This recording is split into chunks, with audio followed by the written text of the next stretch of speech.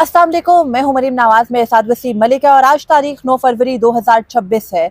इमरान खान की गिरफ्तारी के 2.5 साल बाद उनके 13 मुकदमात सुप्रीम कोर्ट में कैसे पहुंचे। पाकिस्तान तहरीक इंसाफ पिछले 2 हफ्तों में 2 मरतबा सुप्रीम कोर्ट के बाहर आई, अपना एहतजाज भी रिकॉर्ड किया, चीफ जस्टिस तक अपना पैगाम भी पहुंचाया और असल मुद्दा इमरान खान से मुलाकातों का है जो पिछले 2 माह से जायद गुजर चुका नहीं हो सकी है। और अब सुप्रीम कोर्ट ऑफ पाकिस्तान ने इमरान खान से मुलाकातों के मामले पर हुकूमत को नोटिस कर दिया है। और क्या कल यानी मंगल को इमरान खान से मुलाकात के दिन सुप्रीम कोर्ट कोई ऑर्डर कर सकती है या फिर उसका इम्कान भी कम नजर आता है। आज होने वाली समाअत के दौरान हुआ क्या पाकिस्तान तहरीक इंसाफ का प्रेशर यहाँ तक मामला लाया है कि इमरान खान को कोई रिलीफ मिल सकेगा या नहीं, इससे मुतालिक हम गुफ्तगू करेंगे। और इसके साथ आपको ये भी बताएंगे कि गुज़िश्ता रोज पाकिस्तान तहरीक इंसाफ का एक टोकन एहतजाज था, उस एहतजाज के बाद आज की सूरत हाल जो है वो क्या बन रही है और पीटीआई की मुलाकातें इमरान खान से अब मुस्तकिल बहाल हो सकेंगी या नहीं, अपनी हुकूमत की यकीन दहानियां भी उनके आड़े आ सकती हैं। तो वसीम, सुप्रीम कोर्ट में आज 13 मुकदमात मुकर्रर थे और बहुत सारे लोग चूंकि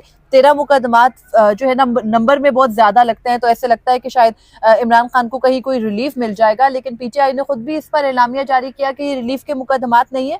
और आज जो हियरिंग हुई उसके दौरान बेंच का मूड कैसा था? अच्छा देखिए, आज एक गैर मामूली दिन था।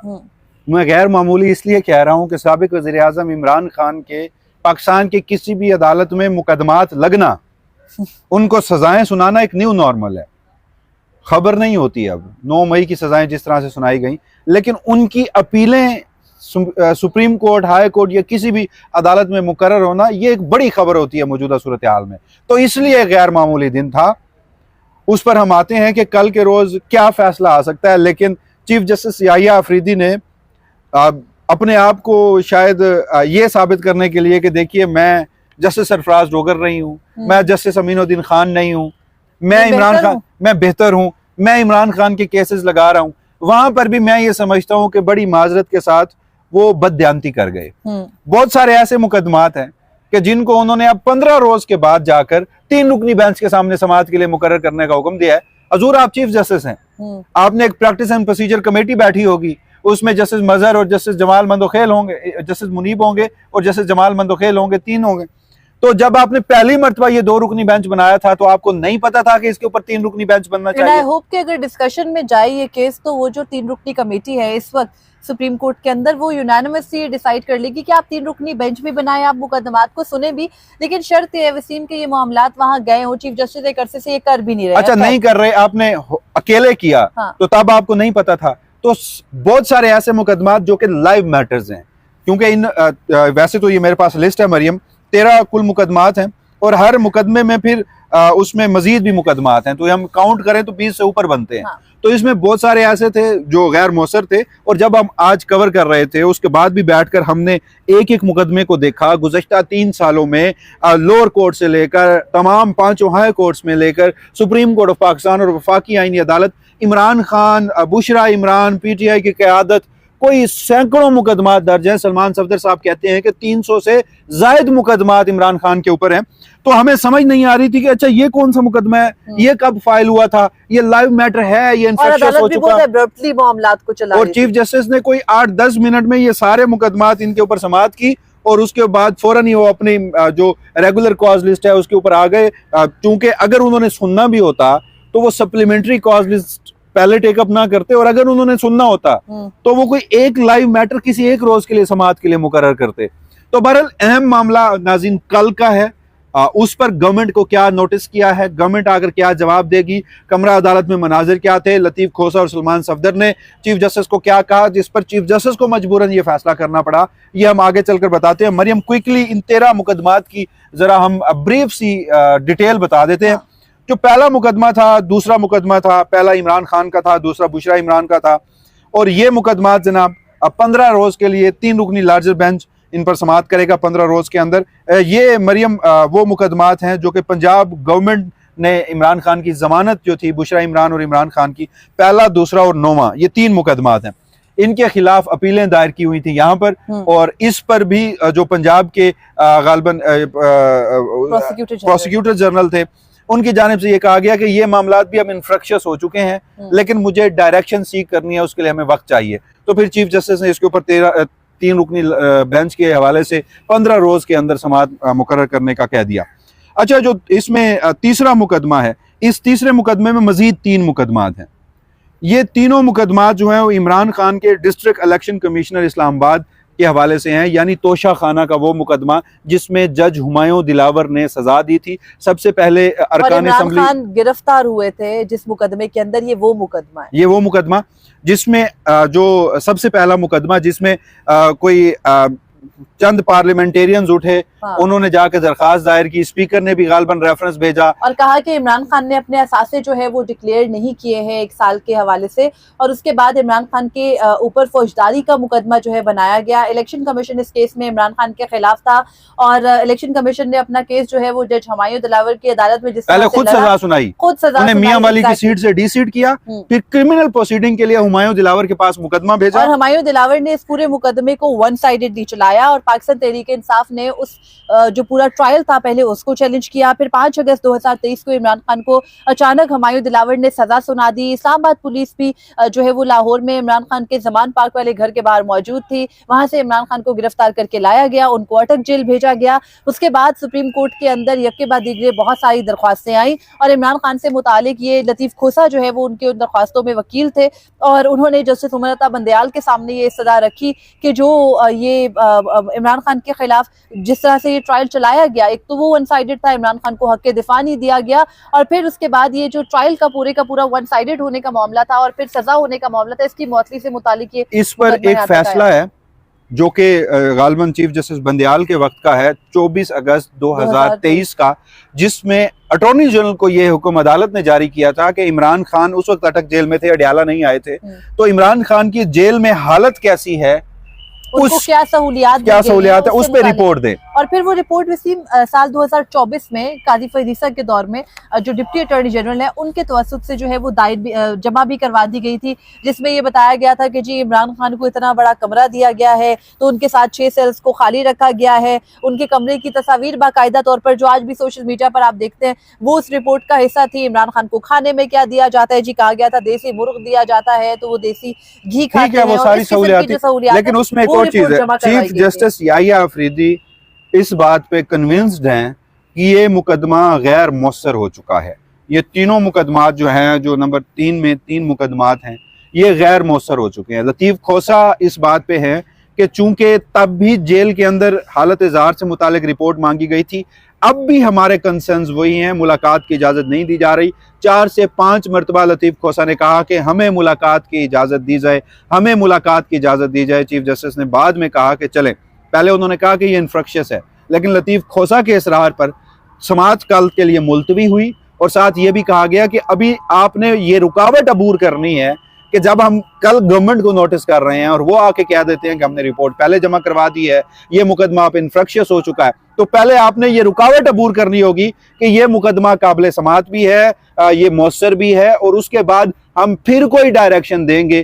तो कल भी मुझे ऐसा होता हुआ मरियम नजर नहीं आ रहा, क्योंकि जो शख्स पहले ही कन्विंस्ड है कि ये इन्फ्रक्शियस है और वो गवर्नमेंट को रास्ता भी दिखा चुके हैं कि बजाय इसके कि वो अदालत को आकर ये बताएं कि ऑलरेडी एक SOPs तय कर चुकी है इस्लामाबाद हाई कोर्ट, आप क्यों नहीं मुलाकात करवाते। और वकला की मुलाकात के लिए इन सारे मुकदमात में वकला को मुआवनत दरकार है, तो उनकी मुलाकात के लिए चीफ जस्टिस ऑफ पाकिस्तान के ओहदे पर बैठे शख्स को हुकूमत से जवाब नहीं लेना होता, हुकूमत को नोटिस करके इजाजत नहीं मांगनी होती, स्ट्रेट अवे हुक्म देना होता है कि आप जाए मुलाकात कर ले, वी विल सी, कि आपको कौन रोकता है, क्योंकि ये अदालत का हुक्म है। तो अदालती अहकामात भी देने से हिचकिचाहट है, क्योंकि पता है कि सामने superintendent Adiala jail chief justice Yahya Khan Afridi से ज्यादा जो है वो इख्तियारात रखता है, तो लिहाजा ये रिलक्टेंसी इसीलिए है। और फिर हुकूमत को रास्ता भी दिखा दिया गया है कि जी ये तो देखिए ना, हुकूमत रिपोर्ट जमा करवा चुकी है इस केस में, तो इस केस में तो हम वो हुक्म नहीं जारी कर सकते, हमारे तो हाथ पैर वैसे ही बंधे हैं। अब असल में जो इख्तियारात है वो जस्टिस अमीनुद्दीन खान की अदालत में है, तो वो जो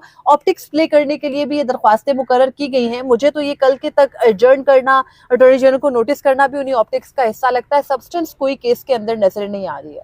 अच्छा, उसके बाद ये चौथा एक मुकदमा है जो कि साइफर के हवाले से है, और ये भी इन्फ्रक्शियस है, कोई लाइव मैटर नहीं है, लेकिन इसको खारिज नहीं किया गया। इसके ऊपर भी 3 रुकनी बेंच बनाकर 15 रोज के अंदर समाअत के लिए मुकर्रर करने का कहा गया। ये जो साइफर से मुतालिक जो है वो FIR थी और इमरान खान ने उस वक्त इस मामले को चैलेंज किया था, लेकिन फिर उनको सजा भी हो गई और सजा के बाद उनकी बरियत भी हो गई और मुकदमा अब जो है वो अदालत में मुकर्रर हो रहे हैं, तो आप अंदाजा कर सकते हैं कि तेज तरीन इंसाफ की कौन सी जो एक सेटेड प्रिंसिपल है जिसको पूरा कर रहे हैं चीफ जस्टिस जनाब याह्या खान, सिर्फ बर्डन जो है वो कम कर रहे हैं। और वसीम, आखिर में हम इस बात पर भी बात जरूर करेंगे कि पीटीआई ने एक एलामिया जारी किया है जो अपनी तरफ से दुरुस्त भी लगता है कि साल 2024 के इलेक्शन से मुतालिक मामले पर चीफ जस्टिस कोई डिसाइड करने को तैयार नहीं है। पीटीआई की पिटीशन पेंडिंग पड़ी है सुप्रीम कोर्ट के अंदर।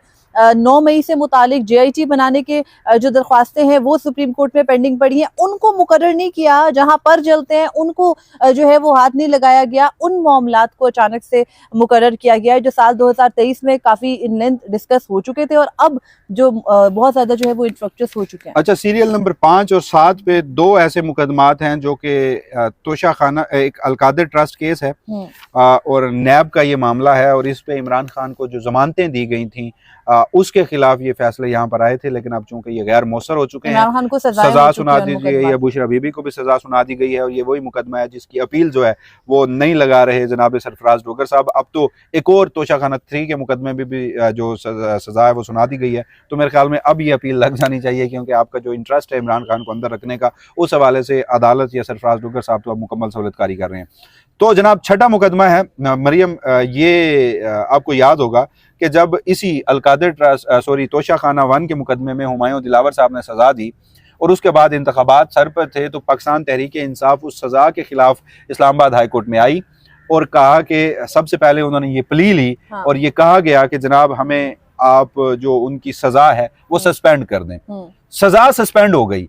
अब उस वक्त ये एक नया सवाल खड़ा हो गया कि सजा सस्पेंडेड है लेकिन चूंकि उनकी कन्विक्शन बरकरार है, वो एक सजा याफ्ता शख्स तो है, सस्पेंड है, इक्विटल नहीं हुआ, लिहाजा वो मुकदमा नहीं लड़ सकते। जिसके बाद पीटीआई ने इलेक्शन नहीं लड़ सकते, जिसके बाद पीटीआई ने वहीं हाई कोर्ट से ये इस्तदा की कि नहीं, आप सिर्फ सजा मुअत्तल ना करें, आप ये ऑर्डर मुअत्तल करें। तो आमिर फारूक साहब नहीं माने, तो उसके बाद फिर इमरान खान साहब ने एक दरखास्त सुप्रीम कोर्ट में दायर की और कहा कि चाहे वो हुमायूं दिलावर हों, आमिर फारूक साहब हों, वो मुझे जानबूझकर इंतखाबी मामले से बाहर रखना चाहते हैं, लिहाजा मुझे यहाँ पर रिलीफ दिया जाए। पेपर्स एक्सेप्ट नहीं हुए थे।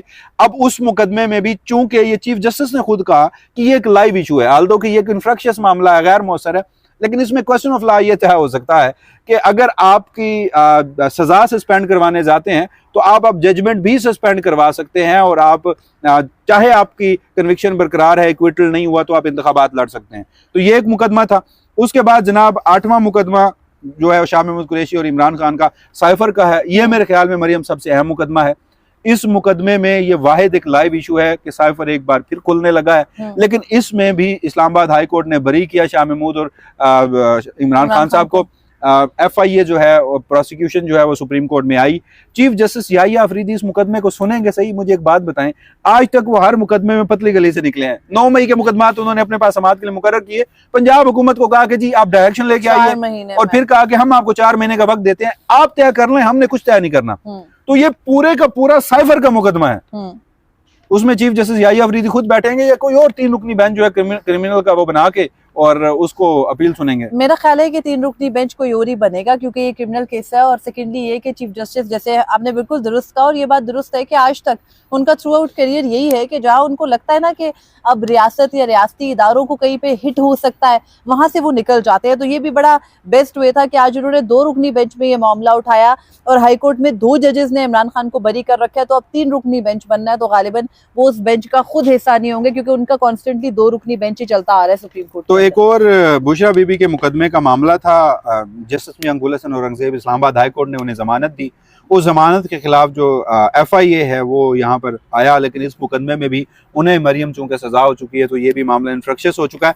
आखिरी जो 4 मुकदमात हैं नाज़रीन, ये साबिक वज़ीर आज़म इमरान खान और मौजूदा वज़ीर आज़म शहबाज शरीफ के दरमियान जो हत्क इज़्ज़त का दावा है, लोअर कोर्ट्स जो है उन्होंने सजा जो है वो सजा तो नहीं लेकिन फैसला जो है वो इमरान खान के खिलाफ दिया था। इन 4 मुकदमात में इमरान खान जो हैं वो उन फैसलों के खिलाफ सुप्रीम कोर्ट में आए हैं। इनको भी 3 रुकनी बेंच 15 रोज़ के बाद समाअत के लिए मुकर्रर करने का कहा गया है। अच्छा मरियम, इसमें चाहे अब मैं देख रहा हूँ कि साइफर का मुकदमा हो या इसमें चाहे ये शहबाज शरीफ वाला मामला हो, जो लाइव इश्यूज हैं, जो चीफ जस्टिस खुद कह चुके हैं, कल वाले मामले में तो मुझे मुलाकात की इजाज़त मिलती हुई नजर नहीं आ रही। चीफ जस्टिस कहेंगे कि गैर मौसर है। लेकिन जो मौसर हैं, जो लाइव इश्यूज हैं, उस पर अगर सलमान सफदर साहब भी चूंकि आज कमरा अदालत में आए थे और उन्होंने कहा था कि हमें डायरेक्शन सीख करनी है, तो 15 रोज के बाद एक बेंच बने और उसके बाद एक समाअत हो और फिर वो भी अगली तारीखों में हो और फिर पहली समाअत पे पीटीआई के वकला कहें इमरान खान से मुलाकात की इजाज़त चाहिए, उस पर फिर गवर्नमेंट को दूसरी साइड को नोटिस करें, फिर ये तय करते हुए तो वो जो एक अचानक से ये साबित करने की कोशिश की गई कि जी चीफ जस्टिस याहिया अफरीदी ने इमरान खान के 13 मुकदमा समाअत के लिए मुकर्रर कर दिए, निकला आज कुछ नहीं है। और अगर मुलाकात सुप्रीम कोर्ट के हुक्म पे होनी भी हुई तो वो मुझे मुस्तकबिल करीब में यानी 1-2 माह तो होती हुई नजर भी नहीं आ रही। देखिए, पाकिस्तान तहरीक इंसाफ तो पहले ही ये बात अपने एलामिये के अंदर बिल्कुल कह चुकी है और उम्मीद भी उनको ये नहीं थी कि चीफ जस्टिस जनाब याहिया खान की अदालत से किसी भी किस्म का रिलीफ इमरान खान को मिल सकता है।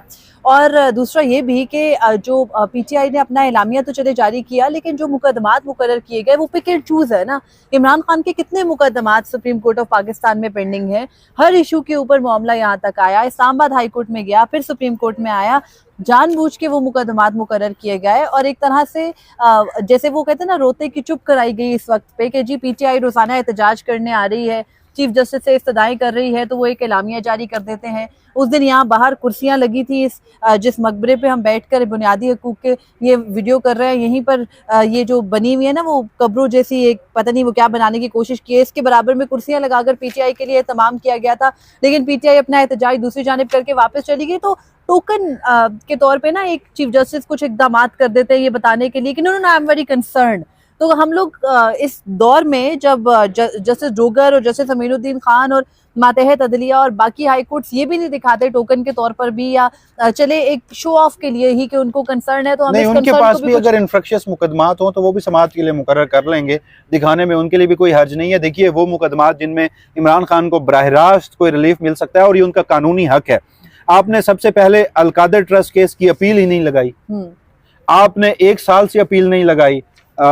सरफराज डोगर साहब ने मुताद्दिद मौक़ों पर मुलाकातों के बाद अपील लगाई और उसको फिर मुलतवी करते गए फिर एक जज साहब छुट्टी पे चले गए। फिर बताया गया जी कि जी बरियत की जो दरख्वास्त है वो तो अगले साल जाकर कहीं लाइन में आएगी। और फिर तोशा खाना की एक और मुकदमे की सजा सुना दी गई। तो इमरान खान साहब इस वक्त 2 मुकदमात में सजा याफ्ता है, उन दोनों की अपीलें आप नहीं लगा रहे। और तीसरा मुकदमा जो कि अगेन 9 मई से मुताल्लिक है, GHQ ट्रायल केस है इमरान खान के खिलाफ, अडयाला जेल में होना था, मुलाकातें ना हो पाए, इस वजह से वो ट्रायल भी नहीं किया जा रहा।